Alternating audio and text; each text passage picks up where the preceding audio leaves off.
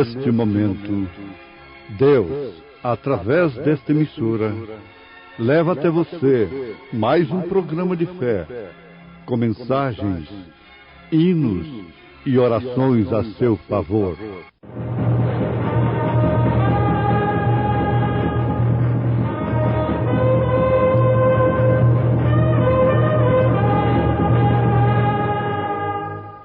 Fé para vencer.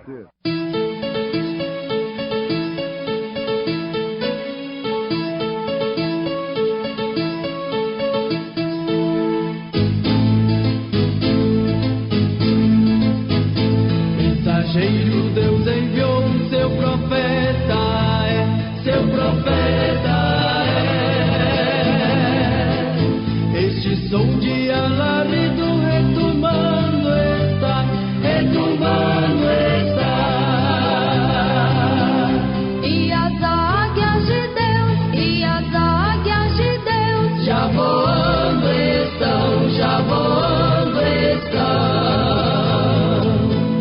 William Branham foi seu nome e Deus foi com ele. E a coluna de fogo sempre lhe seguiu. A palavra ele pregou, com fidelidade. Como diz a Moisés: compadecer-me-ei de quem me compadecer, e terei misericórdia de quem eu tiver misericórdia. Assim, pois, isto não depende do que quer, nem do que corre, mas de Deus que se compadece. Porque diz a Escritura a Faraó: para isto mesmo te levantei, para em ti mostrar o meu poder, e para que o meu nome seja anunciado em toda a terra. Logo, pois, compadece-se de quem quer, e endurece a quem quer. Dir-me-ás então: por que se queixas ele ainda? Porquanto quem resiste à sua vontade? Mas, ó homem, quem és tu que a Deus replicas? Porventura a coisa formada dirá ao que o formou: por que me fizeste assim? Ou não tem o oleiro poder sobre o barro para da mesma massa fazer um vaso para a honra e outro para a desonra? E que direis se Deus, querendo mostrar a sua ira e dar a conhecer o seu poder, suportou com muita paciência os vasos da ira, preparados para a perdição?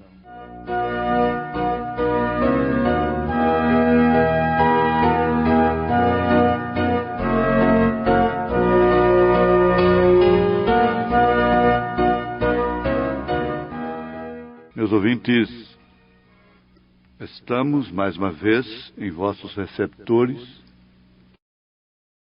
como sempre agradecidos. Agradecidos a Deus. Agradecidos a vocês por esta tão amável atenção, esse tempo que vocês têm dedicado para nos ouvir. Nós não merecemos. Isso me faz lembrar a história daquele pigmeu. Ele é anãozinho, raquítico, amarelinho. Eles são amarelos. Que tinha que passar entre uma soldadesca, duas filas de grandes soldados armados. E ele disse: abre alas. Ele tinha um rolo debaixo do braço. Ele disse: abre alas porque eu trago uma mensagem do rei. Ele não tinha nenhuma força, ele não tinha nenhuma condição, Mas ele levava a mensagem do rei. E aqueles soldados, homenzarrões, armados, tiveram que se colocar em posição de sentido enquanto o pigmeu passava entre eles de fronte erguida, com seu pequeno tamanho, mas com a grande mensagem debaixo do braço. É o mesmo que acontece com o atalaia. O atalaia, às vezes, não é o maior homem do povo, mas ele é posto em cima de uma torre. Lá no Velho Testamento, ele ficava em cima do muro da cidade cercada. E ele então ficava acima de todo mundo. Ele tinha que ter uma visão para anunciar, advertir, acordar a cidade, se fosse o caso, fora de hora, incomodar todo mundo, tocar a sua corneta, avisando que o inimigo estava se aproximando. Então ele não era o maior. Ele podia ser até um baixinho. Ele podia ser humilde. Aliás, por certo, não era um general que ficava ali em cima do muro, um coronel, um major, um capitão, ali em cima do muro, tirando a sentinela, fazendo a vigília da noite, do dia. Mas o muro é que era mais alto. A mensagem é que é mais alta. A palavra de Deus é que é mais alta. É o Evangelho. Nós, portadores desta mensagem, não somos maiores nem melhores do que ninguém. Aliás, pelo contrário. Mas isso não é para quem quer. Eu não fiz nada de bom para que Deus me escolhesse para anunciar esta mensagem a este país. Eu não tenho nada melhor do que ninguém. Muitas pessoas, ministros, os quais eu sempre admirei desde a minha infância, para mim, eles, sim, seriam dignos de propagarem, divulgarem esse alarido ao povo brasileiro. E por que não dizer até a outros países vizinhos e até mesmo africanos. Mas isto, conforme Paulo está acabando de dizer aqui em Romanos, capítulo 9, a partir do verso 15, não é para quem quer, não é para quem corre, mas é para quem Deus chama. É para quem Deus predestina. E, afinal, o próprio São Paulo diz que Deus amou a Jacó e aborreceu Esaú, mesmo antes de qualquer um deles fazer bem ou mal. E todo mundo sabe, Esaú tinha um porte muito mais digno, mais ético, mais bonito do que Jacó, que, para começar, o seu próprio nome já dizia que ele era um trapaceiro, para não falar mentiroso. Mas Deus amou a Jacó. Portanto, Deus tem me amado, tem amado você. Você não está ouvindo esta mensagem por acaso? E como vocês sabem, nós não estamos aqui fazendo proselitismo. Muito ao contrário. Para muitos, esta mensagem faz é afugentar. é espantar, é impedir que as pessoas se aproximem de nós, porque ela não é uma mensagem, na verdade, assim, muito agradável aos ouvidos naturais.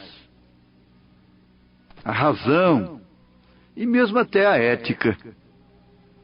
Nunca uma mensagem de um profeta de Deus na Bíblia Sagrada obedeceu à ética. Nunca. Não vemos isto nas Escrituras. E a maneira que Deus usou os seus profetas e aos seus apóstolos, incluindo São Paulo, nos mostra exatamente isto. Usou-os fazendo deles o fundamento da igreja, que por sua vez está edificada na revelação da palavra. Por que o fundamento dos profetas e dos apóstolos? Porque os profetas e os apóstolos eram revelados. E quando Jesus disse a São Pedro: não te revelou a carne e o sangue, mas sim meu Pai que está nos céus, e edificou a igreja sobre esta pedra, ou sobre aquela pedra, no caso, ele não estava edificando a igreja sobre Pedro. Uma igreja edificada sobre Pedro nega a Cristo, fracassa, tem que ser cingida no fim e guiada por alguém. Ela envelhece, ela se torna vinho roto, porque está edificada sobre um homem, sobre Pedro e seus supostos sucessores. Mas sobre aquela revelação que Pedro teve, que é exatamente a pedra, porque a igreja não foi edificada nem mesmo sobre a pessoa individual de Jesus, o homem chamado Jesus, mas sim sobre a revelação. Por isso que São Paulo diz que essa fé é edificada no fundamento dos apóstolos e dos profetas, cuja pedra principal é Cristo. Ora, meus ouvintes amados, filhos e filhas de Deus, isso é sublime, isso não é heresia. Somente a falta de argumento bíblico é que pode atirar sistemas, pessoas contra uma verdade desta. E por isso usam agressões e meios que, na verdade, sim, estes são fora de ética. Porque combater o pecado não é falta de ética. Amar o pecador é combater o pecado. E não existe pecado a não ser incredulidade na mensagem do dia, da hora. Não existia pecador a não ser aquele que descreu na mensagem de Lutero, quando Lutero estava no seu dia, na sua era. Quantos estão aí pensando que as eras ainda vão se cumprir? Já se cumpriram 3 eras, ainda faltam 4 eras para se cumprirem simultaneamente? O que é isso? A era já fala de um tempo determinado, de cada igreja, reunindo em si características que as identificam respectivamente, falando, desde Paulo até William Branham, Paulo, Irineu, São Martim, São Columba, Lutero, João Wesley e Branham, com males e virtudes, cada uma levando a influência da outra. E com isto nós já estamos no assunto influência. Na verdade, você vive sob influência. A igreja vive sob influência. Os jovens vivem sob influência. As crianças, os velhos, os governos. Todo mundo vive sob influência. Agora, que glória viver sob a influência apostólica. O batismo em nome do Senhor Jesus Cristo é uma influência apostólica. É uma obediência apostólica. É uma prática apostólica. É um exercício apostólico. É uma doutrina apostólica, portanto, profética pentecostal. Não existe pentecostal genuíno sem o batismo apostólico. Não existe pentecostal genuíno sem o batismo, sem a revelação profética. Isso está claro nas Escrituras. O bom senso cristão mostra isso, não carece ter uma revelação para ver isto. Os teólogos sustentam. Eu tenho gravação de vídeo, um grande teólogo brasileiro sustentando, começando a sua palavra em um grande debate entre líderes religiosos. Ele diz e afirma o que é uma grande verdade: ninguém pode basear uma doutrina bíblica em um texto isolado. E eu de cá disse para ele: reverendo, como que o senhor isola Mateus 28:19 e faz dela uma doutrina trinitariana, um batismo trinitário, usando títulos e não nome? Me apanha uma concordância de Mateus 28:19 na Bíblia Sagrada e na história até 300 anos depois de Cristo, até o Concílio de Nicéia. Me mostra. Eu desafio qualquer reverendo e gritarei para o mundo que eu sou falso. Me mostra na história e nas Escrituras um batismo em nome do Pai, do Filho e do Espírito Santo, baseado em um texto isolado. Isso começou em Nicéia, no Concílio Niceno, porque não partiu dali nenhuma revelação apostólica. A revelação, a chave que Pedro usou, ela não está com um molho de chave lá em cima no céu. Isso é superstição, isso é paganismo. Ele usou essa chave lá em Jerusalém, quando em Atos dos Apóstolos, capítulo 2, verso 37, depois de um sermão sem chamada de altar, um sermão de 15 minutos, o sermão de Pedro era falando: nós foi, nós vai, nós ficou aqui. Era sem letra, analfabeto, pescador. Quase 3.000 almas se converteram, se compungiram e perguntaram aos apóstolos: que faremos, varões e irmãos? Você ouve todos os dias 30 minutos de uma mensagem. Ouve o evangelho, às vezes, o dia inteiro numa emissora. E não se compunge, porque a coisa está saturada. O que é que está faltando? Está faltando vinho nessa mensagem? Para ser até confundida com embriaguez, com fanatismo, com mosto? Bom, aí está a coisa. Que deveria nos pôr cabisbaixos, reverentes, dobrarmos as nossas serviços. Sabe uma coisa, meu ouvinte? Todos, sem exceção, com exceção mínima, de líderes religiosos, pastores, reverendos, estudantes da Bíblia, sabem que o batismo correto é em nome do Senhor Jesus Cristo. Mas virou uma tradição. Virou uma tradição. Todos eles sabem. Isso é que é o pior diante de Deus. Esse é um pecado voluntário e é uma negação. Está negando a Cristo. Está negando o seu nome ao povo. Porque se eles saíssem da porta, o povo entraria. Essas almas vão clamar no dia de juízo sobre eles. É falta de coragem, é medo de perder o emprego, o salário, ou o que é? Eles sabem que não existem 3 pessoas distintas na Trindade de Deus. A Trindade de Deus é composta de 3 ofícios especiais, sendo Deus um Espírito que enche os céus e a terra, se manifesta através de um corpo, e neste corpo habita corporalmente toda a plenitude da divindade. Eles sabem que o Filho unigênito que estava no seio do Pai, que é Espírito, o Espírito não é pessoa, não tem ossos, não pode ser visto. Esse Filho o fez conhecer. Esse Filho manifestou o seu nome aos homens. Esse Filho disse: quem vê a mim vê o Pai. Esse Filho disse: eu e o Pai somos um. Esse Filho disse: eu não vos deixarei órfãos.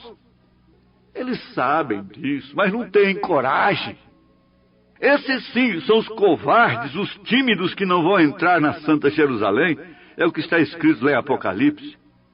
Não é essa pessoa que tem medo, essa pobre mãe, acometida de temor, de medo, de assombro até, por causa das coisas que estão acontecendo ao redor de sua casa, de seus filhos. Não. Esses tímidos não herdam o reino dos céus. Não entram na Santa Jerusalém. Não importa o quanto enfeitem os seus altares, como Caim enfeitou. É um culto sem revelação. Então Pedro influenciou? Sim. Influenciou com o evangelho legítimo, com a chave do reino dos céus. E destrancou a porta. E disse: arrependei-vos e cada um de vós seja batizado em nome do Senhor Jesus Cristo para perdão dos pecados e recebereis o dom do Espírito Santo. Não importa, veja, quantas referências tem desse batismo em nome do Senhor Jesus Cristo em Atos do Espírito Santo, chamado Atos dos Apóstolos. Você vai para Atos 8, eles foram batizados em nome do Senhor Jesus. Agora, não importa, Senhor Jesus quer dizer Senhor Jesus Cristo. Se falar só Senhor, já está falando Senhor Jesus Cristo. Quantas vezes a gente pregando fala: gente, em nome do Senhor. Ora, qual Senhor? Senhor Jesus Cristo. Faça isto em nome de Jesus. Em nome de Jesus, quer dizer, Senhor Jesus Cristo. Agora você pega Atos 2:38, você pega Atos 8, eu não cito de cor, pega Atos dos Apóstolos capítulo 10, Atos dos Apóstolos capítulo 19, 22, vai lendo. Peça de graça o folheto nosso, de volta à palavra original, compare com a sua Bíblia e depois queime, jogue fora. Diga: isso é falso. Você vai ter que queimar com ele a sua Bíblia junto. Para queimá-lo, você vai ter que queimar a Bíblia também. Isso é convicção. O homem que está falando é o menor de todos, mas o muro é o mais alto. O rolo está debaixo, é um pigmeu. Não tem condição. Mas a mensagem do rei está debaixo do braço. Dá licença, abre ela. Essa é a verdade, de ocupar o tempo do povo para contar a historinha de Jesus. E cutucar o leão com vara curta, daqui, pula dali, pula de lá, para dizer que está pregando contra o pecado, vai prestar conta também desse dinheiro no dia de juízo. Não devemos aplicar o nosso dinheiro com aquilo que não é pão. Nós não temos que botar programa no rádio para ficarmos dando água doce para o povo. Nós temos que aproveitar essa oportunidade, porque não sabemos se amanhã ela ainda estará a seu alcance. Deus te abençoe, que isso te influencie, que a Bíblia te influencie, que o Espírito Santo também venha compungir o seu coração, a sua casa, a sua vida, e você terá paz, bênção de Deus, vida eterna, satisfação, sensação de segurança, por estar no que é verdadeiro. Deus te abençoe, sob essa influência, em nome de Jesus Cristo. Amém.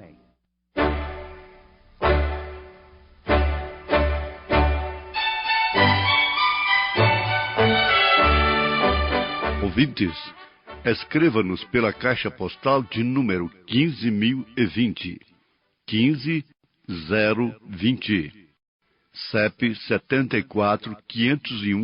74501-970, Goiânia, Goiás.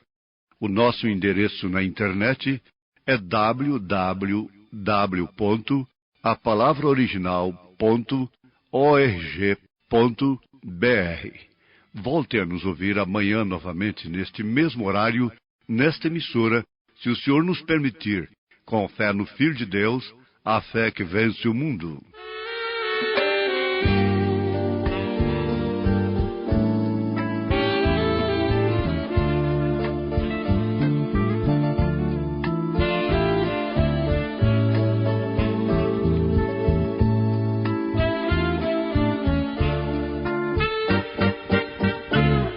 Olhar somente a Ti, Senhor. Olhar somente a Ti, Senhor. Olhar somente a Ti, Senhor. E não olhar atrás. Seguir Teu caminhar, Senhor. Seguir sem desanimar, Senhor. Prostrado em Teu altar, Senhor, e não olhar atrás.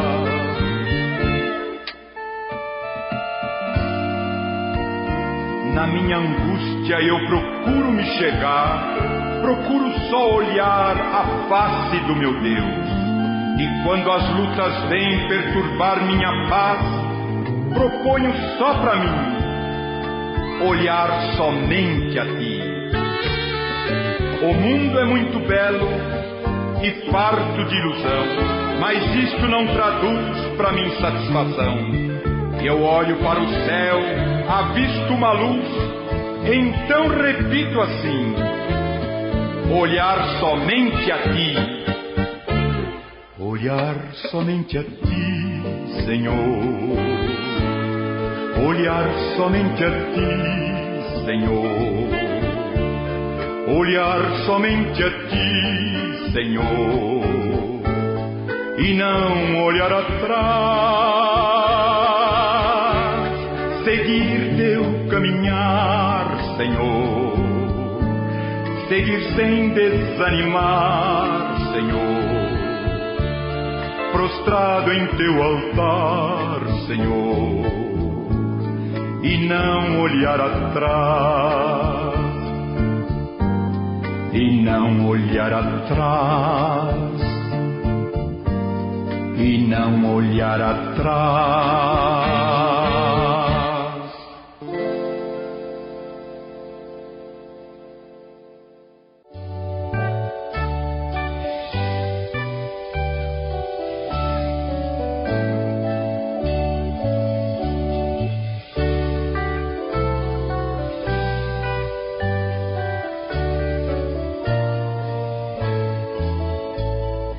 Deus é tão bom, aleluia. Deus é tão bom, aleluia. Deus é tão bom pra mim. Deus é tão bom, aleluia. Deus